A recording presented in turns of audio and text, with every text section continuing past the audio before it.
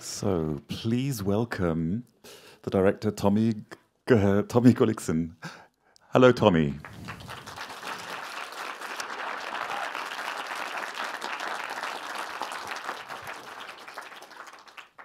Tommy, thank you for this amazing film. My name is Daniel Lang. I'm going to be doing the Q&A with you today. The cinema was full, and a lot of people are staying for the Q&A. Where are you at the moment?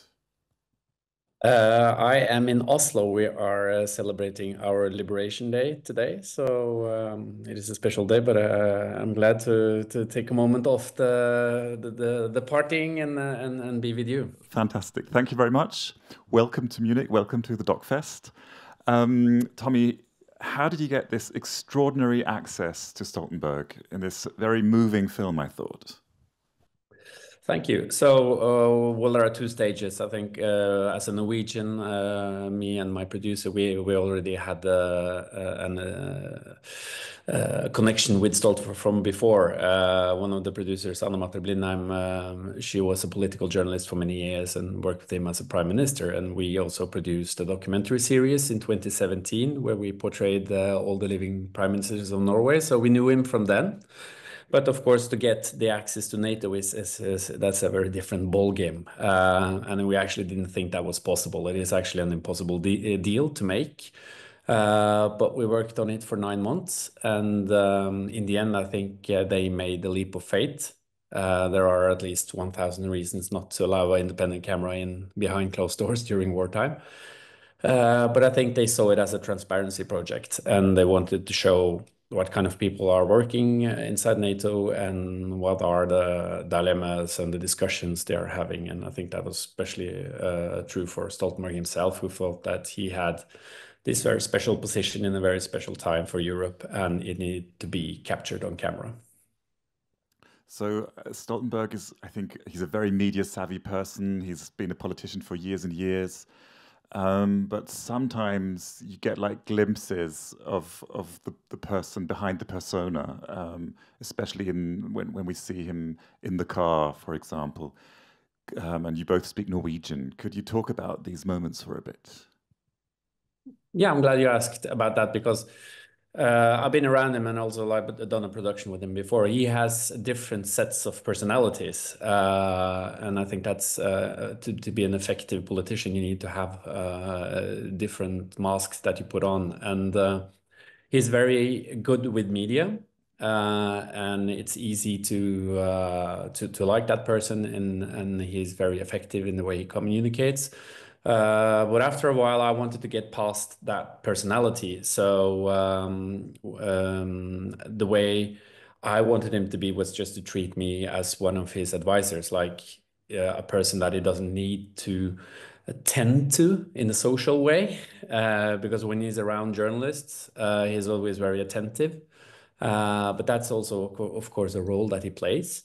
And as soon as they leave the room, he switches off. So I saw that quite quickly, and I think I spent like 6 months just learning and to understand how to deal with this environment, how to operate as a filmmaker, but also to learn the through Stoltenberg. I didn't want to capture him when he was in a media mood. So it took a while, but after when I felt that I was inside his closed circle, that's when I could work truthfully, and to me that was very important. And actually, it's very strange because as soon as my producer, when she came into the room, he suddenly changed personality again, and then I knew that okay, I'm actually seeing the real Stoltenberg, and sometimes that he's a bit more reserved, more cold, and he's in an energy uh, preserving mode because he has to be able to survive those 14, 15, 16-hour long days. And I wanted the camera to be as close as that as possible. And I also had an idea that as a real powerful person, it's really important that the camera needs to have a relationship to him, not me as a filmmaker. So I have no intention of becoming his friend, and I'm not his colleague. So I very rarely spoke with him without the camera running. So if the camera couldn't be present, if the camera couldn't be running, I had no intention of talking to him and being with him. So it was all about positioning the camera. You did the camera yourself most of the time, I think. Could you tell us about it? Was it a necessity, for example, or why did you do the camera? Yes, necessity. It's not overconfidence. It's practical. This is a one-person job because there is only room for one person, like physically in a car, in a plane, in a helicopter, in a meeting room.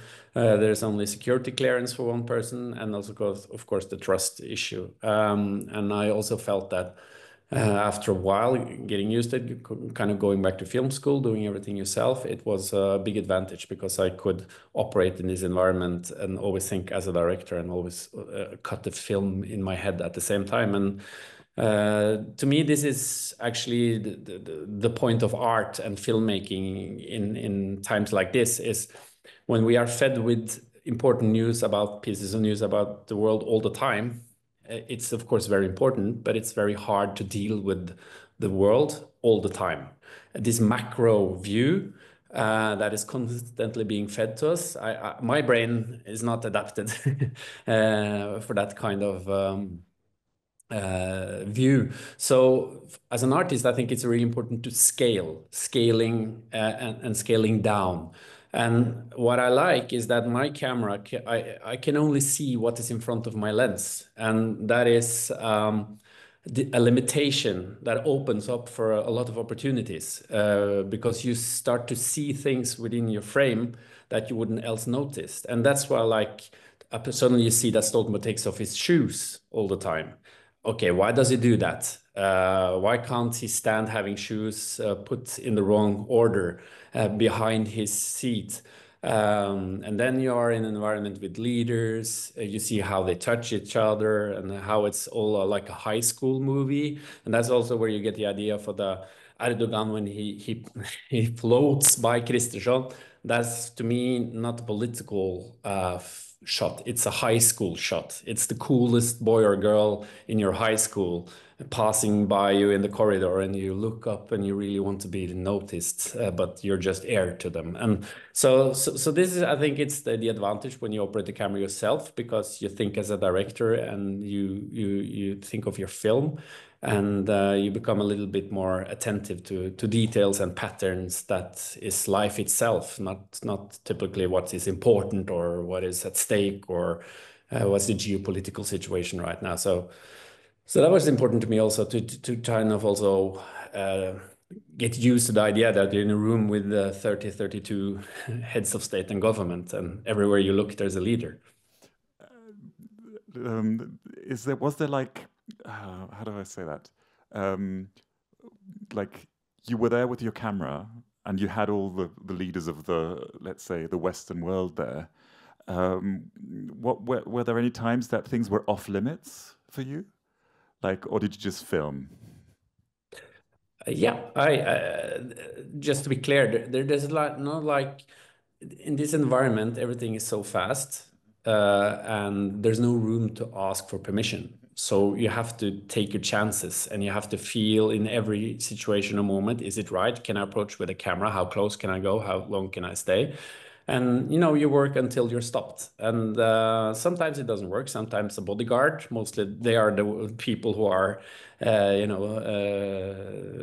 job to limit the physical space around the leaders. Sometimes an advisor might grab your arm, and sometimes they might self just stop the recording. But that's also something you get better at, understanding when you can film and how close you can be. And that's a part of the skill. And I think it was also a big difference between being what I would say at home ground, playing at home or playing away. When NATO was the host and Stoltenberg was the host, it was easier to operate because he kind of set the terms. But we are visiting in Budapest or in Ankara or in Berlin, of course, the host decides, and then it's much more difficult. So you have to be able to, in a very very quickly gain their trust and they understand. But after a while, I also felt that they got to know me, and then they recognized me, and then they knew what I was doing. So that was the kind of the how I worked. Are there any questions or comments from the audience? Now they're in the middle. Just wait for 1 sec for the microphone, otherwise Tommy can't hear you. Thank you. So I believe that you have done a great job also on the music selection. I was really impressed by that. Can you lead us through the process, how you selected the artists and what kind of mood you wanted to create? Thank you. So Røyksopp is for us, especially in Norway, we're very proud of as an iconic electronic duo. And I listened a lot to them while I was traveling, and we wanted a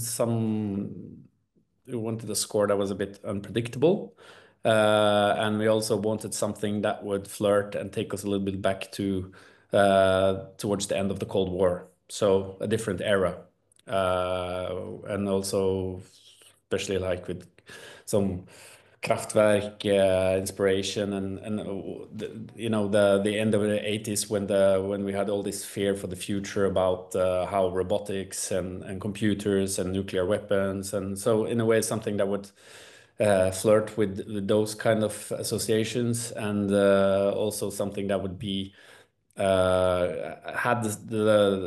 could also be sometimes emotional, but also be hard and cold and tense, have tension. So, and we worked for a year with them. So they were seeing rushes throughout the process, and sometimes also their music would generate ideas for how we would shoot things and edit things. So they were very much present all the way during the filmmaking process. Maybe you could also talk a little bit about the editing. You had 3 editors working on the film. Was it because there was so much material, or why did you have 3 people?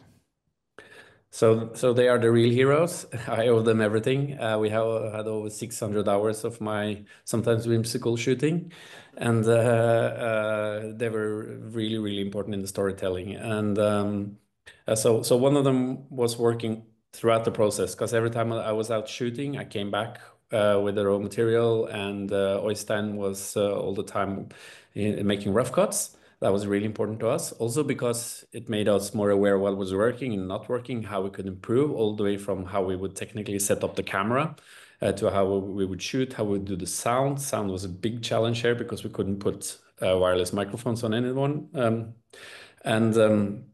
And to what we would look for in scenes. And then for the last 9-10 months, we had 2 more editors, Margrethe and Erik. And also to have that diversity, like Erik, he's from Estonia, also to have this more East European point of view. And so we worked as a team to have the film out as quickly as possible. So that was the setup. I'm really happy with that. Thank you. Are there any more questions from the audience? Sorry, here in the front. Hello.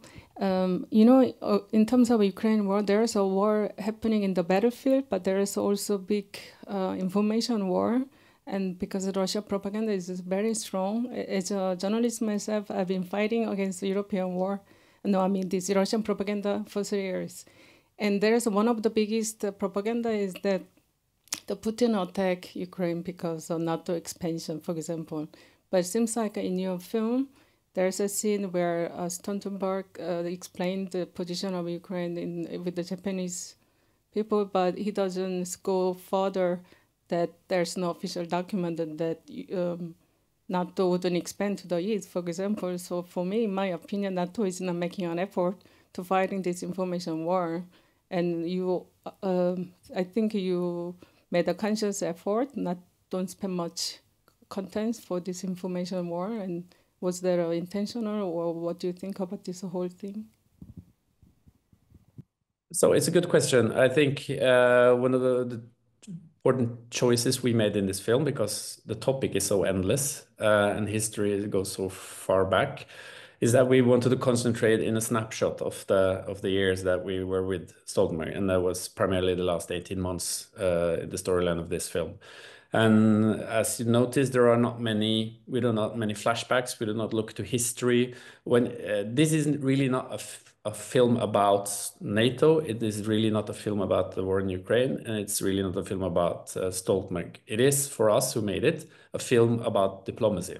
It's about how leaders can find solutions and move the world forward. But of course, it happens within NATO. It's when there's a terrible war in Ukraine and when Stoltenberg is the Secretary General. So, of course, though that is the when, where, and why and who. But what we want to look at and explore is diplomacy and high-level politics. And of course, with the war in Ukraine, there is endless opportunities that you can go into. And we've had cuts where we will go deeper into what you would say how NATO is a big issue in the East, and especially with Ukraine's membership, and what has been posed as Russia's so-called motivation for the full-scale invasion. But in a way, we didn't want to go too much into that because it is not what we see. What we see most of is the Secretary General for, fighting and working really hard to get Sweden and Finland into NATO, and also getting the NATO allies to commit to something for a NATO mission in Ukraine. So that are the main story and the support storyline. And we don't really have a counterpart for the other. There are no Russians in this film that are having arguments like why they would. So in a way, it's a very important story. It's a very important topic, but it's not what we are best set up or to tell. So we want to tell the story that only we can tell. And then I hope and I trust that a lot of other news outlets or documentary filmmakers make the story. For example, we have no images from the front. There is not a single frame of war in this film. And that was also a decision we made, because I don't feel it's my privilege as a filmmaker to take the credit or in a way use pictures that are not mine from the front, and also use the suffering and human touch when that is not where my main character is. So I have to portray it from the corridors of power. And if we don't get the emotions and the seriousness and what's at stake from the corridor of power, I haven't done a good enough job. So it's tempting to use, of course, the very, very serious images that happens at the front, but we never did. So these are all choices, but I do feel that it's not one filmmaker's or film's obligation to tell the whole complete story about something. I think that's also dangerous, that you should focus on telling the story that only you can tell, and tell it as truthfully as you can. Thank you. There's another question. Oh yeah, a round of applause. Hi, I was really curious about the scenes which happened behind closed doors. Like, I was asking myself, what needed Stoltenberg promise Erdogan or Viktor Orban to get them, agree to Sweden's proposal to be part of NATO, and Erdogan was what was Erdogan's point?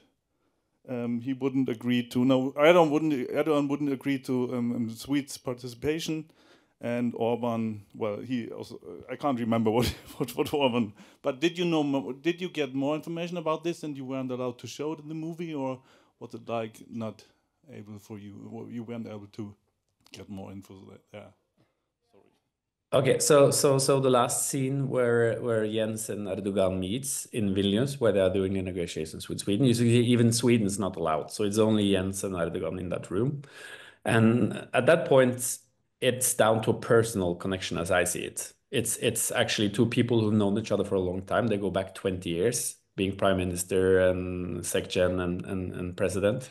And I know that at one point Jens is also saying that, come on, you push this far enough, and you're making this very difficult, and you're making me look stupid. And come on, we've been this for so long. You have to. Now is the time for us just to sign this deal. And I think that was. I also saw that throughout that process, even after they made the agreement in Vilnius, it was also about getting it ratified in the Turkish parliament, and that he used that, let's say, trick or like a favor from Erdogan and said, like, you have to now push on, move forward, because this is taking too long, and you're putting me in a very difficult position, and I get all these difficult questions from the press. So in a way, he uses his personal relationship with them, and is making you know, my friend, please don't do this to me.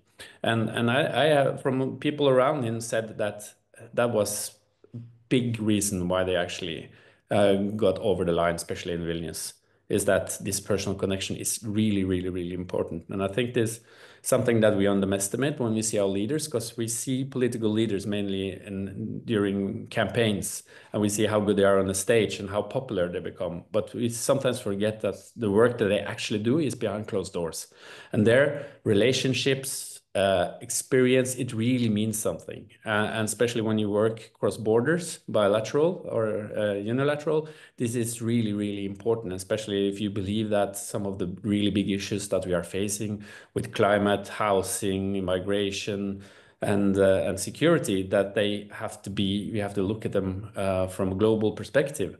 Then these relationships really, really matter, and that's why I found it really interesting that the very fresh Swedish prime minister, he had to sit in the corridor, while those two old colleagues, they took it over a cup of tea and actually solved the whole thing. Any more questions here in the front?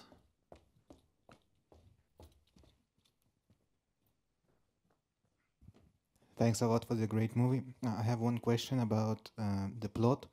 I understand that it's much more about politician, but here Russia looks like just background, like condition where this character's acting. But I noticed that at the beginning it was like Vladimir Putin marching, and at the end it was much more about Russia. Did you intended to change this kind of the evil picture from one person as dictator to the kind of more definition like Russia, or it just happens? Thanks.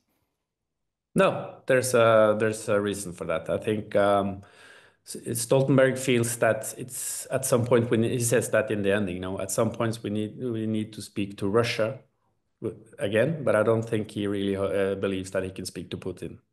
So I think he's given up on Putin, but I don't think he's given up on Russia. And I think for Stoltenberg and even his father, the relationship to Russia has been really important. And it's where his father did most of his diplomatic work, with finding agreements for the Barents Sea and up to the areas up north.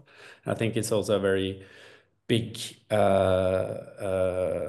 disappointment for both of them that the relationship got to where it ended. Stoltenberg has been one of the politicians that maybe in hindsight would be regarded as quite naive in his relationship. He was one, as a prime minister, the one who built down our military forces in the north. But to his credit, he has changed his position, and ironically, was the person in charge of making the alliance able to deal with the Russian threat. So I think what he is trying to say, and that's also what we try to portray in the film, that Russia, we cannot give up on Russia and the Russian people, and at some point we need to become good neighbors again. But probably with Putin and his regime, that will not be possible. And we have crossed the line that is very likely that we're not able to repair that relationship. So that's how I read him and analyze him, and that's also why I put it like that. Are there any more questions? We have time for one or two more questions. Here in the front.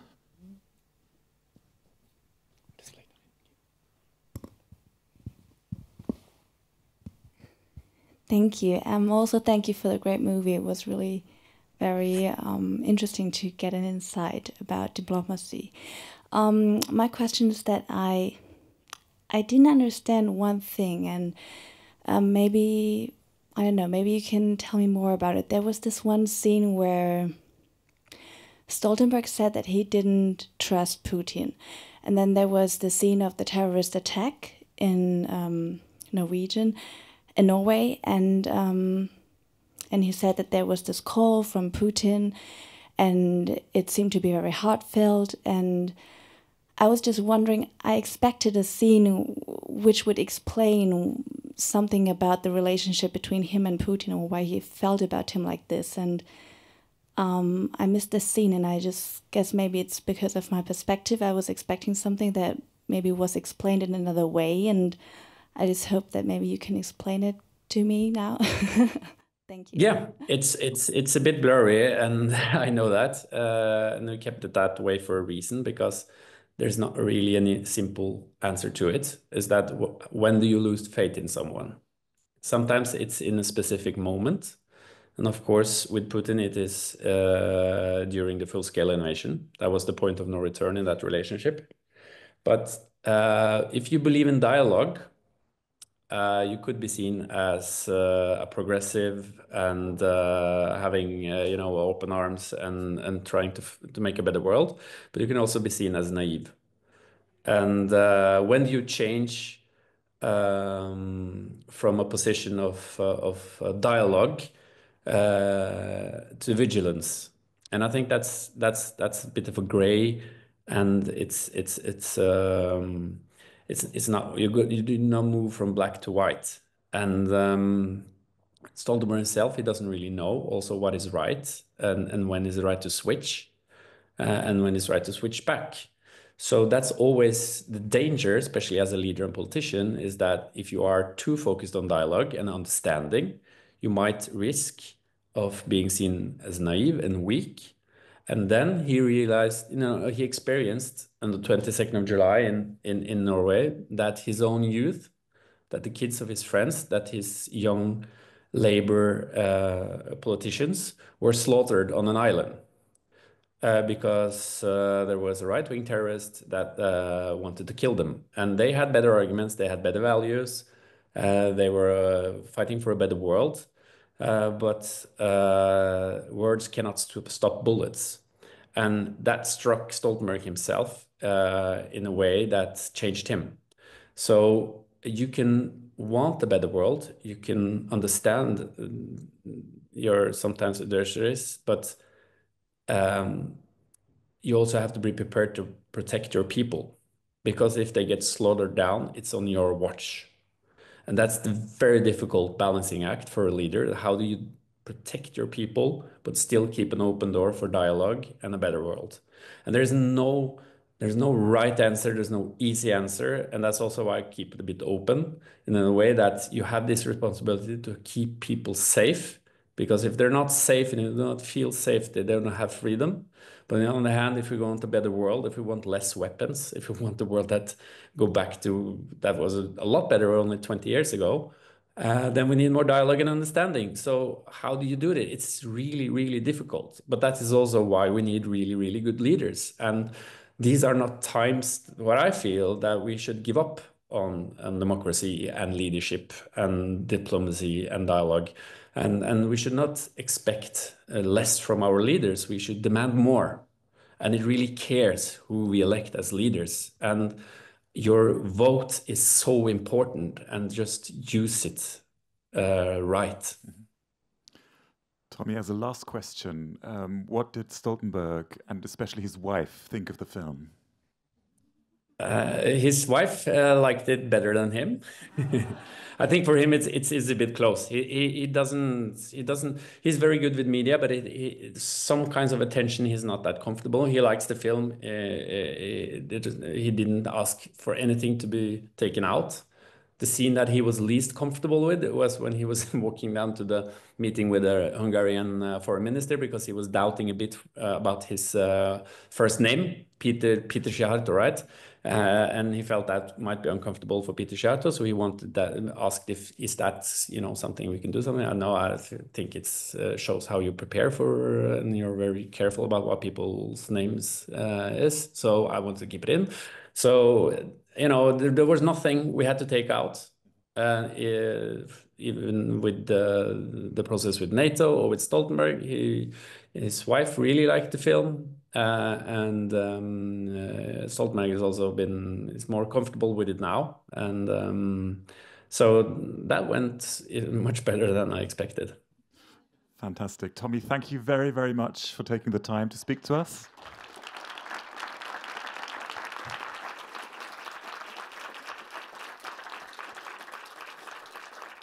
And you, dear audience, thank you for coming here to the cinema, watching this fantastic film with us. And please come to the DOK.fest again. Thank you.